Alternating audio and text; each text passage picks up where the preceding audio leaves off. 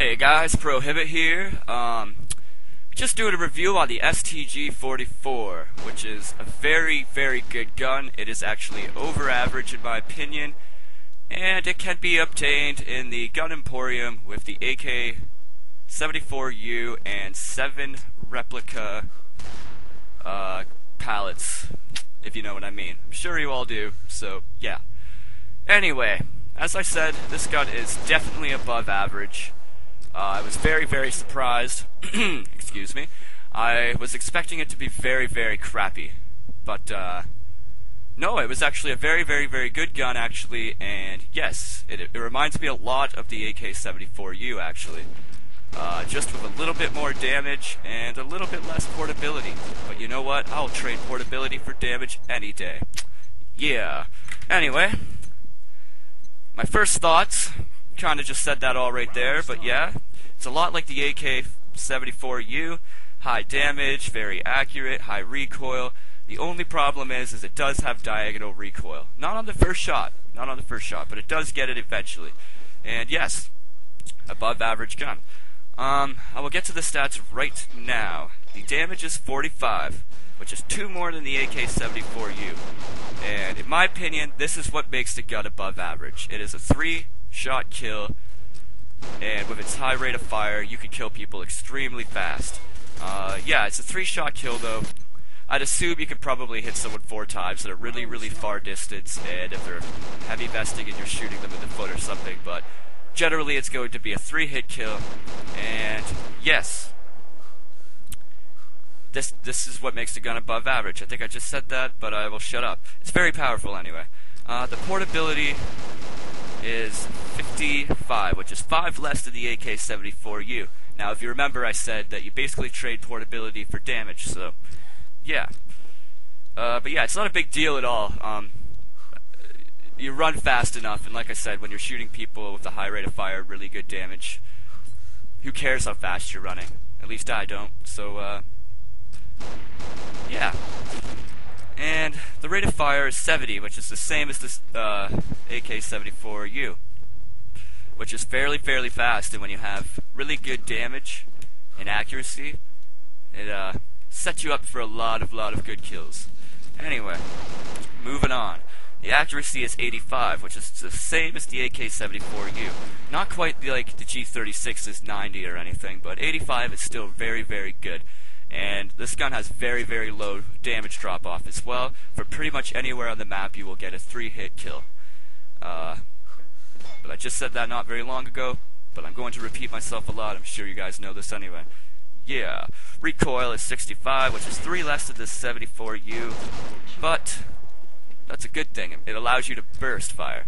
I still recommend tapping a lot, but when you're up close, I actually go full auto quite often with this gun, because I have pretty good aim and I can control it. But decent far ranges, I definitely recommend tap firing and bursting 2 to 3 shots. But, you know, letting the recoil sustain itself afterwards. Anyway, yeah. I'm sure most of you guys know this gun is from World War II. I am 100% sure it is from the German side. But, or the Nazis, sorry. But I could be wrong. Actually, no, I'm not wrong. I know it's from the German, or the Nazi side. Anyway, you have the same 30 out of 90 magazine, so 120 shots, nothing major there. But again, it comes from a GP item, so, you know, who really cares? And yeah, that's pretty much everything I have to say about the gun. It is a very, very good gun. I actually recommend it. It's very cheap to make. It took me a long time to get my replica pallets, I'm not gonna lie, but I never ever stay for the wheel. Ultra kill. I actually really hate the wheel because, I don't know, it takes too long and I'm impatient and I think I might have ADHD or something. Who knows? But I hate it. It takes way too long. I'm actually thinking about sending Nexon a message, but I highly doubt they'll read it. But I really wish they'd make the wheel quicker, almost instantaneously, so when the round's over, you just click and boom, it's done. You don't have to wait 30 seconds for everyone to click their friggin' spot, and yeah, it's just really stupid. But, yeah, back to the weapon. It's very, very strong. Again, high accuracy. Not even high recoil. It has a bit of recoil that does go a bit diagonal, as you can see right there, but it's still pretty low. 65 for the amount of damage it has. It's very, very good. But the rate of fire, you have to balance everything out. So yeah, pretty much gets everything out of the way. I'm sorry I didn't get this gun out a few days earlier, or sorry, 2 days. I think I planned on having it out last night or the day before. But it's Canada Day weekend, so I've been drinking a lot of beer, haven't really had time to make the review. And oh, sorry about that, someone was just talking to me. But yeah, I haven't really had time to release the review because I have been partying quite a bit. You know, you gotta stay true to your country, so yeah, that's been my problem. And I had enough time to do it today, though. I'm going to another party today, fortunately, but I have a couple hours before I go, so I was like, yeah, I'm gonna spit this review out while I have the time. And yeah, I did really, really good in this game, I think. I caught 47 and 5, I believe. And someone was hating on me for playing oil rig, so I'm not playing oil rig on this game for you, buddy. I'm actually gonna change up the maps a lot more from now on. I'm not even good at oil rig.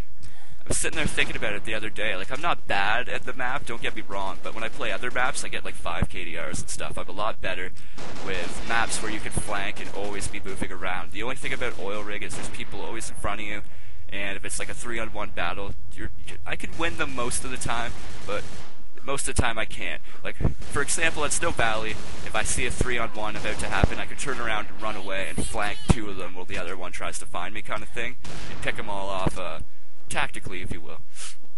But yeah, as I said before, the other ones aren't very good. But yeah, this review is basically coming to an end. I will name up the stats again for you.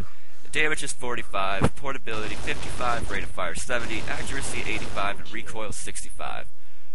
It is a very, very good gun. I wish I had got the review out earlier, actually. I kind of hesitated on it. I wasn't going to be too sure if it was going to be a good gun, but it turns out it is. And I usually play okay with crappy guns anyway, so I gotta stop thinking that way. Oh yeah, there's a bonus unbelievable at the end of this video that I got a game after, but I ended up getting kicked, so I didn't want to use the footage, but I wanted to leave the unbelievable for you. It will be in the montage. I'm not going to show you all of the montage footage that I get, but I figured I'd make it a little interesting for you, put an unbelievable at the end. Anyway, Pr0hibit out. Hope you guys enjoyed the review. Peace.